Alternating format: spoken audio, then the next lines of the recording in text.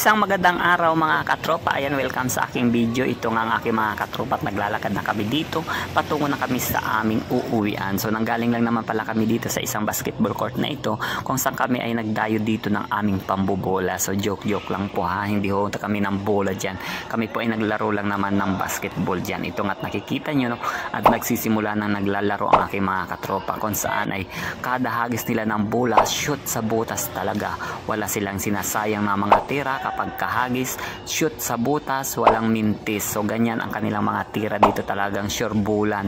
Kumbaga minsan-minsan nga lang maglaro tapos papalya pa. So hindi nila palalampasin yon. Ang kanilang gagawin dito ay talagang isisiguraduhin nila na kada tira, shoot sa butas talaga. Kapag hindi kaya, ipapasa. Ayan, kitang-kita nyo naman na shoot at may pa slow motion pa ako dito. Ayun diba, shoot na yan.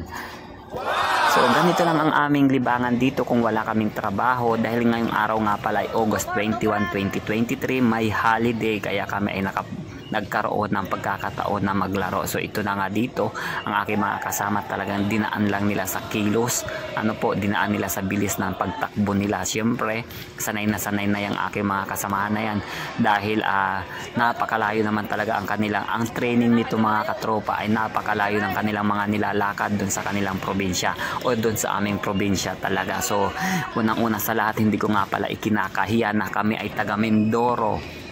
So alam niyo naman, pag sinabing taga Mindoro, ang bukang bibig ng ating mga kababayan, kami ay Mangyan.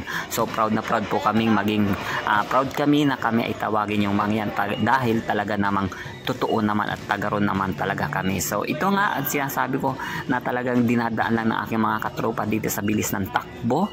So siguro sa bilis ng takbo nila ay medyo nakita ng aming kalaban o ng kanilang kalaban ng aming technique kung paano kami maglaro. So napansin nila na dinadaan namin sa bilis ng takbo, kaya yun ang kanilang nagamit siguro. At kami naman, at itong aking mga katropa naman dito na naglalaro ay medyo pagod na, kaya ito at sila ay naaagawan na ng bola. Kumbaga kahit hawak na nila yung bola, talagang naaagaw pa at napupunta pa sa iba. Parang jowa mo lang yan, nasa yun naaagaw pa ng iba, ganun ba?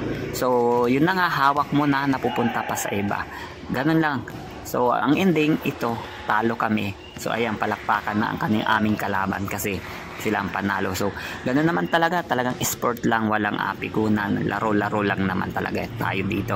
So ito na nga ang aking mga katropa, at kami ay ipagpapatuloy na namin ang aming paglalakad pauwi na. So siyempre habang naglalakad kami pauwi, walang magawa kundi magkikwentuhan na lang kung ano yung mga nangyari, kung paano yung mga kanilang tira, kung paano yung kanilang mga bilis ng takbo, kung sino ang nakashoot, kung sino ang hindi nakashoot. Yan ang aming pinag-uusapan lang naman habang naglalakad. Ganun naman talaga tayong mga Pinoy, kahit tayo na ang naglaro, tayo pa magpipintuhan, at ang pagpipintuhan natin yung ating nilaro. So piplex ko lang nga pala yung aming MVP dito. Syempre kahit talo kami, may magaling din naman kaming player. So ito nga pala, piplex ko lang muna. So hanggang dito na lang aking video, at maraming salamat sa pagsama at sa panonood. Paalam, magandang araw.